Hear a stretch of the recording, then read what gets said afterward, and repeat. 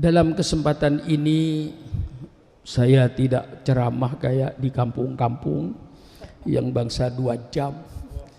Mungkin cukup 15 menit lah untuk menyampaikan apa yang ada di benak saya.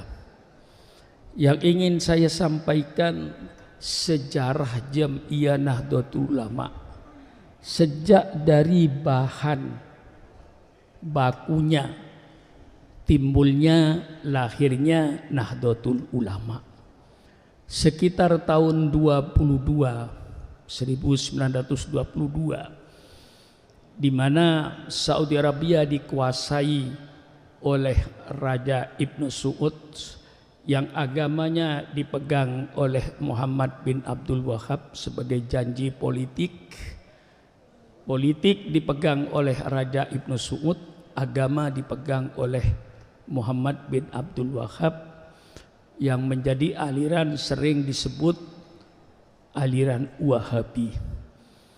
Pada saat itu Ibnu Saud mempunyai gagasan yang saya baca dalam sejarah Nahdlatul Ulama untuk meratakan kuburan Rasulullah Sallallahu Alaihi Wasallam, karena dianggap ziarah kubur itu syirik, jadi mau diratakan. Semuanya nih Allahu a'lam bishawab, ya, namanya sejarah. Ya, sejarah itu cerita masa yang lalu, itu kalau bukan pemain aslinya tentu Allahu a'lam bishawab. Hasyim Asy'ari lalu membentuk yang namanya Komite Hijaz. Komite Hijaz itu terdiri dari 3 orang. Pertama Kyai Wahab Hasbullah, yang kedua guru besar dari Mesir yang mengajar di Tubuireng Syekh Al-Ghonawi, yang ketiga itu saya agak ragu-ragu dari Pekalongan, apa itu Kyai Ilyas almarhum. Komite Hijaz ini berangkatlah ke Mekah untuk menemui Ibnu Saud supaya berdialog. Itu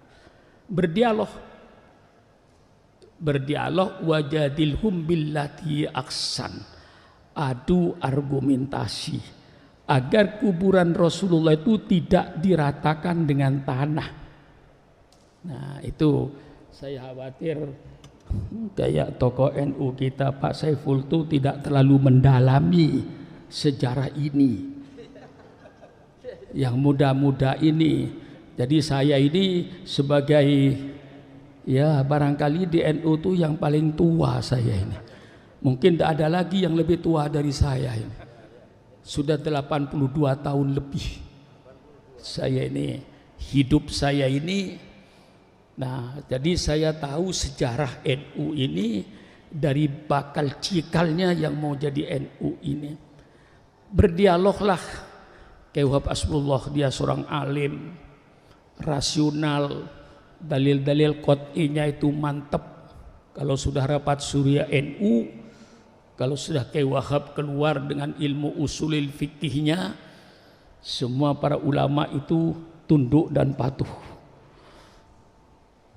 Dialog dengan Ibnu Saud, alhamdulillah menurut sejarah yang ditulis oleh Abu Bakar Aceh, Profesor Abu Bakar Aceh, kita menang. Akhirnya kuburan Rasulullah tidak terjadi diratakan. Ini perjuangan internasional.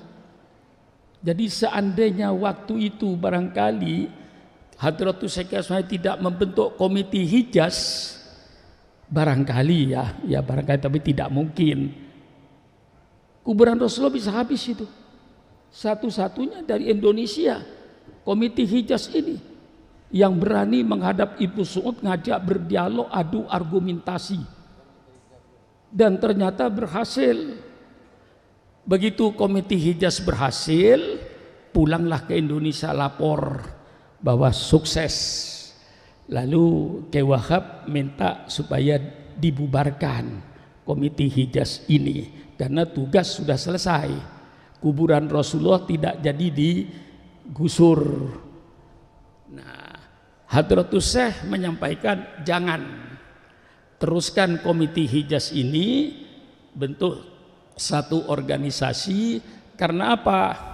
nanti bangsa Indonesia, umat Islam khususnya, masih pasti mundar-mandir ke Saudi.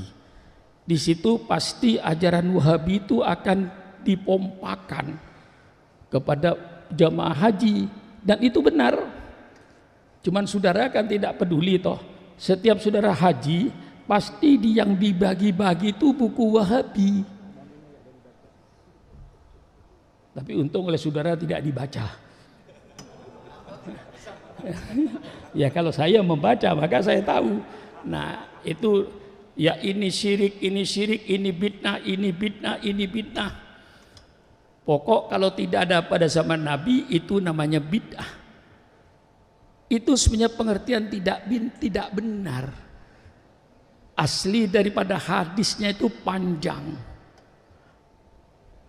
Khairul kalami kalamullah wa khairul hadi hadi Muhammadin sallallahu alaihi wasallam wa syarrul umuri muhdatsatuha wa kullu muhdatsatin bid'ah wa kullu bid'atin dolalah wa kullu dolalatin finnar.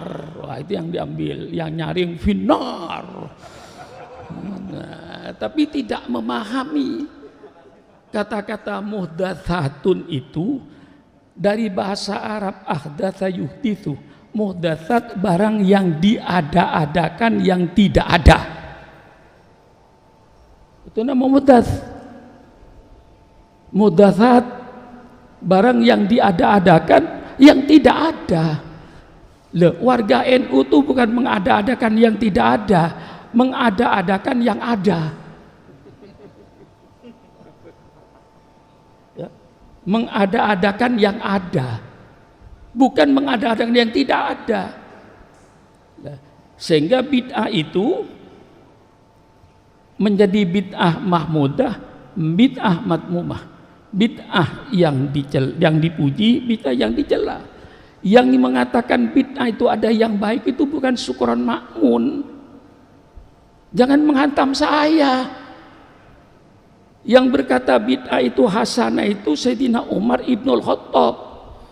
Baca dalam kitab Fathul Bari, ketika Sayyidina Umar mengadakan sholat tarawih berjamaah. Yang berjamaah itu zaman Rasulullah tidak ada tarawih berjamaah itu. Semua tarawih sendiri-sendiri. Zaman Abu Bakar sendiri-sendiri. Melihat 12.000 penduduk Madinah tiap hari, tiap malam sembahyang tarawih sendiri-sendiri, Sayyidina Umar mempunyai pikiran, alangkah indahnya kalau tarawih ini dibikin berjamaah. Diangkatlah seorang sahabat yang bernama Ubay bin Ka'ab. Itu imam tarawih yang pertama kali di dunia. Ubay bin Ka'ab itu imam tarawih yang pertama kali di dunia. Selesai tarawih begitu rapi, bagus. Dalam kitab Fathul Bari, sarahnya Sahihul Bukhari, persilakan Anda baca. Di situ Sayyidina Umar berkata, nikmatil bid'atu hadihi. Inilah sebagus-bagus bid'ah. Inilah sebagus-bagus bid'ah. Jadi bid'ah itu ada yang bagus. Itu Sayyidina Umar Ibnul Khattab. Kita sepakat bid'ah itu segala sesuatu yang tidak ada pada zaman Rasulullah. Cuman pertanyaannya, apakah segala sesuatu yang ada sekarang yang tidak ada zaman Rasul pasti jeleknya? Tentu akal sehat akan berkata belum tentu jelek, belum tentu baik. Lihat bid'ahnya itu kayak apa, itu namanya ras otaknya sehat. Bid'ahnya kayak apa? Nah, kalau bid'ahnya itu bertentangan dengan Quran dan Sunnah Nabi, tentu saja itu bid'ah dolalah. Sehingga bid'ah itu ada yang baik dan ada yang tidak baik. Mengapa Rasulullah tidak menyebutkan bahwa bid'ah itu bid'ah yang tidak baik? Menurut ilmu balaghahnya, ini kalau ngaji ya, menurut ilmu balaghahnya, sesuatu yang sifatnya sudah pasti tidak usah disebut, sudah pasti kok. Tidak mungkin kullu bid'atin hasanatin dolalatun. Tidak mungkin. Otaknya miring. Kullu bid'atin hasanatin dolalatun. Miring otaknya itu. Yang pasti kullu bid'atin sayyi'atin dolalatun. Nah, orang ahli sunnah ini baca kitab, jadi ada kaidahnya. Al-Quran juga Allah menyebutkan kalau sudah pasti sifatnya enggak disebut oleh Allah. Wa kana wara'hum malikun ya'khudhu kulla safinatin wasba. Di balik nelayan ini besok akan ada raja yang akan mengambil, merampas semua kapal. Allah tidak menyebut yang dirampas kapal baik apa kapal jelek. Tidak mungkin raja merampas kapal rusak. Maka sifatnya tidak disebut oleh Allah. Ini ilmu balaghahnya, belum ilmu usulul fikihnya. Mimbabil am uridu bil khas, mimbabil khas uridu bil am.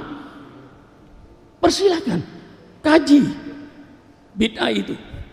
Nah, lalu dianggapnya bid'ah.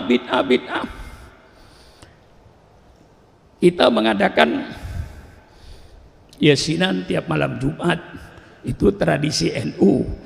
Masih ada atau tidak Allahu a'lam sekarang. Dulu muslimat NU itu mesti malam Jumat ngadakan yasinan, karena kita wajar. Di dalam perintah Allah itu bermacam-macam. Ada perintah Allah yang Allah tentukan tempat dan waktunya. Ibadah haji, tempatnya di tanah suci, waktunya 9 Dzulhijjah, tidak boleh di luar itu. Ada perintah Allah yang Allah perintahkan hanya berdasarkan tempatnya. Waktu bebas, ibadah umroh harus di tanah suci Mekah. Waktu bebas, kapan saja mau umroh. Ada perintah Allah yang Allah perintahkan hanya waktunya saja, tempatnya bebas. Sholat 5 waktu. Mau sholat di mana? Di hutan persilakan, di tepi laut persilakan, mau sholat di mana saja persilakan, asal waktunya subuh waktu subuh, duhur pada waktu duhur, asar pada waktu asar. Itu yang penting. Tempat bebas. Nah, barangkali saudara-saudara saya yang saya hormati dari golongan Wahabi itu kurang paham perintah Allah yang tidak pakai tempat dan tidak pakai waktu. Misalnya baca Quran, di mana baca Quran? Di mana saja. Kapan baca Quran? Kapan saja, bebas. Jadi barangkali saudara saya, maaf, persilakan. Saya sudah berdialog dengan 135 mubalik Wahabi di puncak. Saya berdialog. Ternyata mereka tidak banyak jawaban.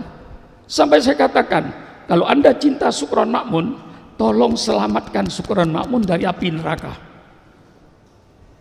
Saya katakan tegas, tolong selamatkan Sukron Makmun dari api neraka. Saya mengadakan maulid, saya uraikan. Saya mengadakan maulid, ada dasarnya. Rasulullah memperingati maulid setiap hari Senin. Persilakan Anda baca tentang puasa hari Senin. An Abi Qatadah radhiyallahu an, su'ilan Nabi sallallahu alaihi wasallam an shaumi yaumil itsnin, faqal yaumun wulidtu fi. Yaumun wulidtu fi. Siapa bilang Rasulullah tidak memperingati maulidnya? Qul bi fadlillah wa bi rahmatihi fa bidzalika falyafrahu. Dengan karunia Allah, dengan rahmat Allah, hendaknya mereka bergembira. Tidak ada karunia Allah, tidak ada rahmat Allah yang lebih besar daripada lahirnya Nabi Muhammad SAW. Kita bergembira. Masih banyak lagi. Saya katakan faksusil qasasah la'allahum yatafakkarun.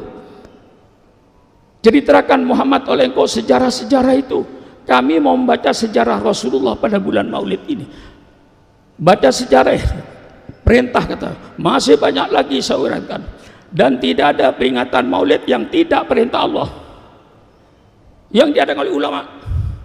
Saya bicara di 135 mubalik-mubalik yang dibayar oleh Saudi Arabia. Saya terbuka demi membela ahli sunnah wal jamaah ini. Saya katakan terus terang, Maulid dibuka dengan baca Al-Quran.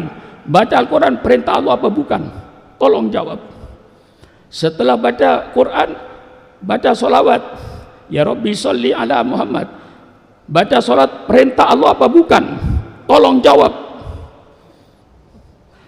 Setelah baca solawat, kita membikin mau'idatul hasanah, mulai sambutan sampai ceramah.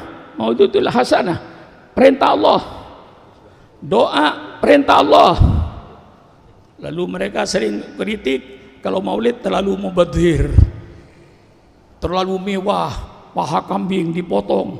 Saya bilang, orang duduk mulai jam 8 maulid sampai jam 12, selesai dikeluarkan nasi, lauknya cuma tempe kecil-kecil. Kira-kira marah apa tidak? Kira Pak Suharso marah nggak kira-kira? Sudah duduk mulai jam 8 maulid, keluar nasi, baunya tempe, di rumah tempe, maulid tempe, lama-lama kita mati dengan tempe.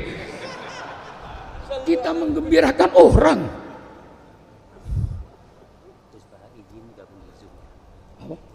Oh ya, ya di waktu-waktunya ya. Nah, saudara-saudara, ini saya bilang sampai itu menggembirakan orang. Nah, disinilah kita, alhamdulillah, diteruskan komite Hijaz ini bernama Nahdlatul Wathon. Ya, nih, mungkin Nahdlatul Wathon ini kelanjutan dari komite Hijaz. Lama bernama Nahdlatul Wathon, belum bernama Nahdlatul Ulama.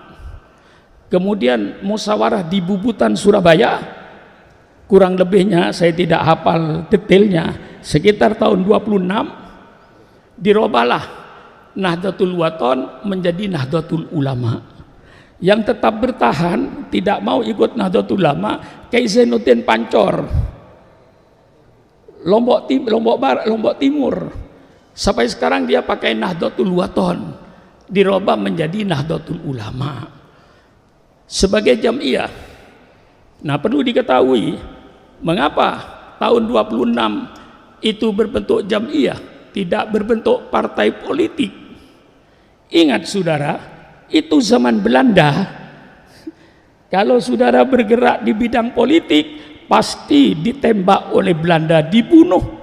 Karena Belanda ingin menjajah Indonesia. Tidak boleh ada gerakan politik. Yang diizinkan oleh Belanda hanya gerakan keagamaan, sosial keagamaan.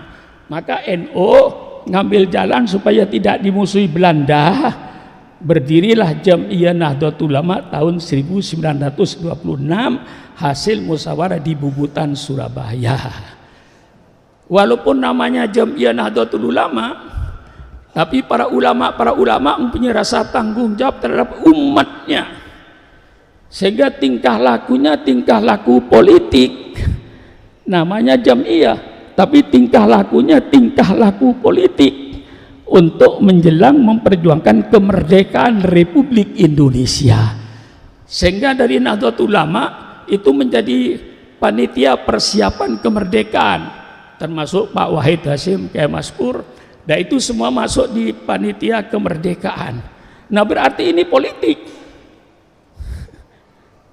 Tapi namanya Jam'iyah. Tapi tingkah lakunya politik. Memperjuangkan kemerdekaan. Ini saya baca apa adanya, yang saya tahu. Saya tidak mau menyembunyikan ilmu kepada generasi muda ini. Ya, Holil Nafis ini mungkin nggak tahu sejarah ini. Walaupun tahu mungkin samar-samar. Ya, sekarang saya tandaskan supaya tahu betul NU itu dari mana cikal bakalnya dulu itu. Nah, bergeraklah dalam kemerdekaan, tidak pernah absen. NU dalam memperjuangkan kemerdekaan masuk dalam panitia persiapan kemerdekaan. Merdekalah tahun 45. Begitu merdeka yang punya gagasan Masumi, insya Allah itu Kiai Wahid Hasyim Nahdlatul Ulama. Supaya wajah Islam itu satu partai politik, jangan pecah satu aja. Yang bernama Majelis Syura Muslimin Indonesia Masyumi, itu gagasan dari Nahdlatul Ulama itu. Nah, kerjasamalah di dalam ya itulah namanya politik. Allahu a'lam bishawab. Setelah merdeka lahirlah Masyumi, NU masuk di dalamnya dan yang punya gagasan. Berjalanlah Masyumi ini berjalan, akhirnya terasa oleh NU istilah waktu itu Allahu a'lam bishawab, NU yang tahlilan, mereka yang dapat berkat. Menteri mereka, dirjen-dirjen mereka, NU hampir tidak kebagian. Jadi istilahnya waktu itu yang tahlilan orang NU, begitu pembagian berkat Pak Saiful kagak dapat, gitulah istilahnya. Nah, pada akhirnya Kiai Wahab dengan Rasulullah itu berpikir lagi, timbullah muktamar Palembang. Wah, hafal NU saya ini, ngelotok kesuran NU saya ini. Iya, tahun 52 timbullah muktamar NU di Palembang. Keluarlah NU dari Masyumi. Berdirilah sekarang Partai Nahdlatul Ulama.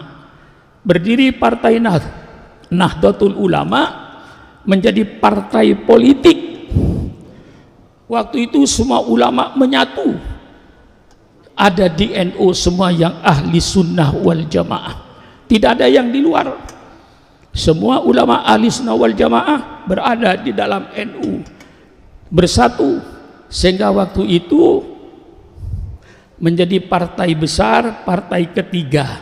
Gilirannya PNI nomor 1, Masyumi nomor 2, Nahdlatul Ulama nomor 3, nomor 4 PKI yang selalu berkhianat. Itu sejarah yang menulis, NU hafal khianatnya itu. Nah, keluar jadi partai politik. Nah, kalau jadi partai politik namanya Partai Nahdlatul Ulama. Disitulah sayap-sayapnya hidup. Di setiap kantor Sarbu Musi, Serikat Buruh Muslimin Indonesia, kepunyaan NU. Sarnemi, Serikat Nelayan Muslimin Indonesia, di pantai utara itu semuanya benderanya Partai NU di Tegal mana itu. Berdiri lagi Les Bumi, Lembaga Seni Budaya Muslimin untuk menyaingi Lekra. Waktu itu setiap ranting NU mesti punya drum band, sehingga kalau NU keluar geger karena drum bandnya tiap ranting NU punya. Pada waktu itu semangatnya naik. Timbul lagi Perguno, Persatuan Guru Nahdlatul Ulama. Berdiri lagi macam-macam dari organisasi ini, Pertanu, Persatuan Tani Nahdlatul Ulama, semuanya berkembang. Ma'arif berkembang, semua madrasah-madrasah Ma'arif Nahdlatul Ulama. Subhanallah, subhanallah, hebat waktu itu. Semuanya bergerak, komponen Nahdlatul Ulama bergerak seluruhnya, sampai nelayannya, sampai pertaniannya, sampai pergununya, PMII-nya, PMII-nya, sampai Ibnu-nya berdiri, kemuslimatnya tampil, fatayatnya tampil, semarak. Sehingga waktu itu NU kalau tidak salah punya kursi 66 kursi di DPR. Lalu pimpinan-pimpinan waktu itu kita bangga. Ketua DPR NU, Ketua MPR NU, hafal saya, Kiai Haji Ahmad Sayhu. Ketua MPR Pak Suban ZE, Ketua MPR itu, menterinya, Perdana Menterinya pernah Idham Khalid, Ketua DPR-nya Kiai Haji Ahmad Sayhu, Menteri Sosial pernah orang NU, Menteri Keuangan pernah orang NU. Semangat.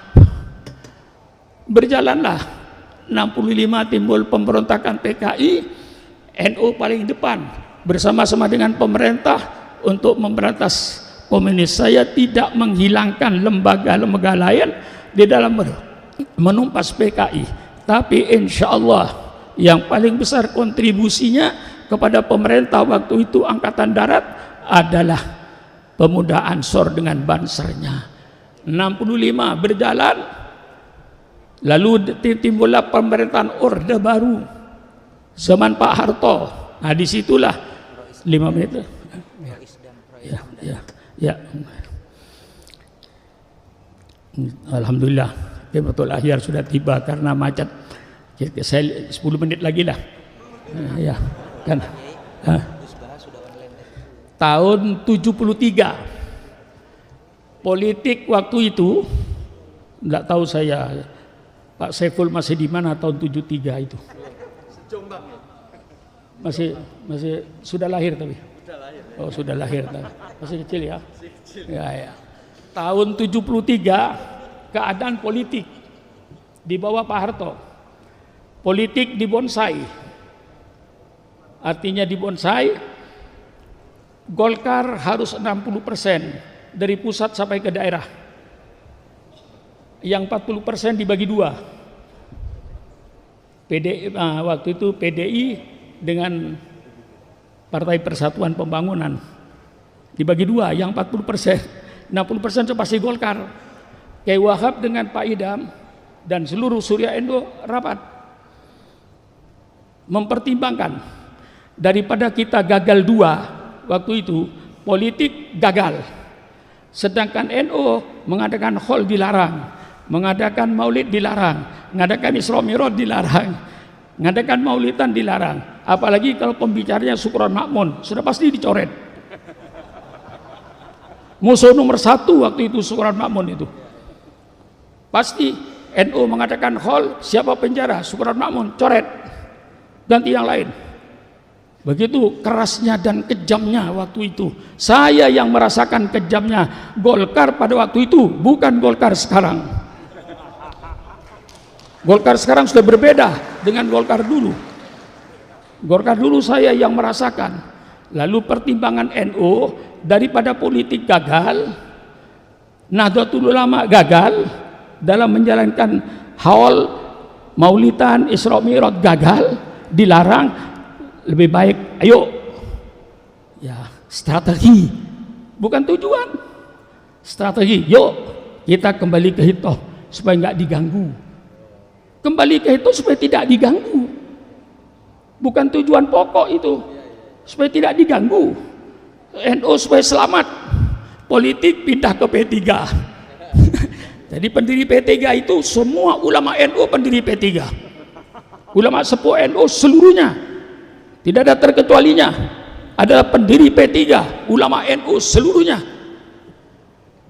termasuk pendiri P3. Politik ke P3, NU aman, tahlilan aman, maulidan aman, karena jamiah bukan politik. Asalnya hal NU nggak boleh politik, maulidan NU politik, Isra Mi'raj NU politik, apalagi pembicaranya Sukron Makmun sudah pasti itu tidak ada izin. Saya merasakan waktu itu saya paling depan tahun 71, Jurkam NU tahun 71, bukan P3, Jurkam NU. Lah ini sejarah. Jadi kembali ke tahun 26 itu Pak Saiful strategi supaya tidak dilarang marhabanan, tidak dilarang tahlilan, tidak dilarang haul. Orang NU dengan politik insya Allah kayak air dengan ikan. Nah maka alhamdulillah sekarang mari kita kalau Jamiah Nahdlatul Ulama, mari kembali. Saya cuman sebagai penutup, kalau semua pikirannya perbaharui niat Anda, semua pengurus perbaharui niatnya. Mari kita niat menghidupkan NU, bukan mencari hidup di NU.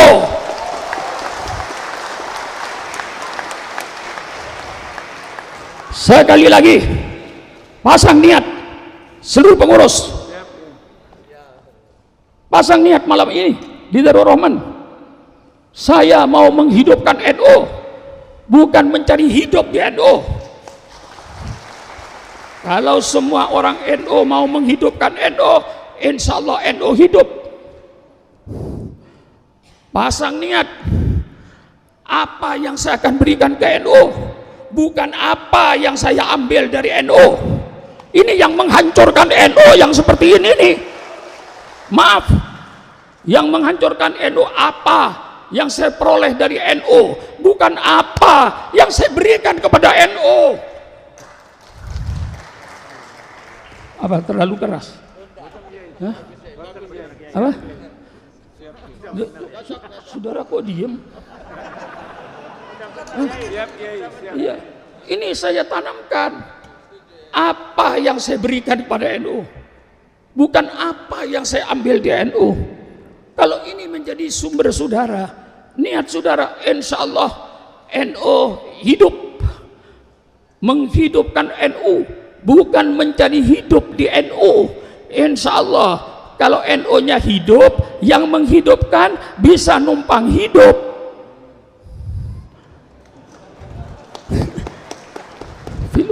Masa yang menghidupkan tidak hidup? Insya Allah. Maka kita niat untuk menghidupkan NU. Mari supaya berani, kita mandiri, kerahkan kekuatan NU, bikin keyakinan kepada grassroots. Bagaimana mengembalikan keyakinan rakyat bawah terhadap Nahdlatul Ulama?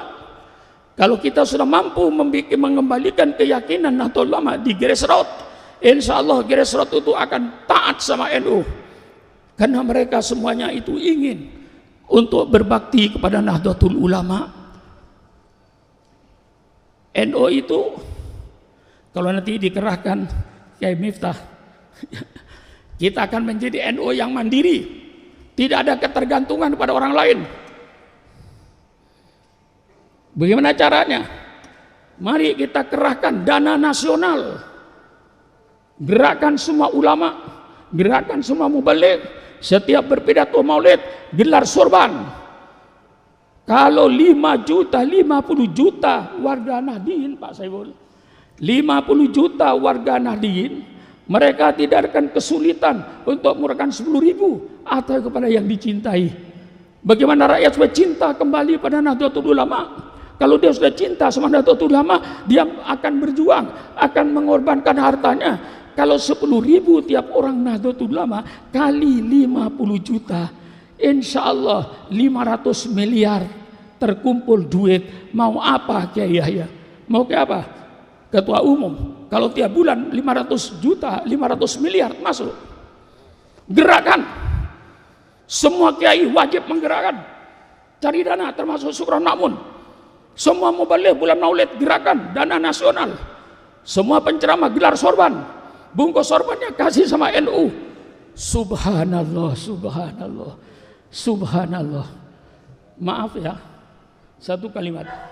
Saya belajar dulu di pesantren, peribahasa bahasa Arab zaman jahiliyah. Apa kata orang zaman jahiliyah? Jawi kalbaka yadbaka. Laparkan anjingmu kalau ikan nurut sama kamu. Kalau anjing lapar pasti nurut. Nahdlatul Ulama jangan jadi anjing lapar, tapi kita jadi anjing kenyang yang bisa mandiri berbuat untuk umat, untuk agama, untuk bangsa dan untuk negara. Maka Kiai Wahab kasih garis ketika partai politik, garisnya Kiai Wahab dalam politik tidak ada istilah oposisi bagi partai Nahdlatul Ulama. Partai Nahdlatul Ulama selalu bekerja sama dengan pemerintah yang sah dalam rangka amar ma'ruf nahi mungkar, bukan bekerja sama jadi bebek, tapi amar ma'ruf nahi mungkar di dalam bekerja sama dengan pemerintah. Kurang lebihnya saya minta maaf. Wassalamualaikum warahmatullahi wabarakatuh.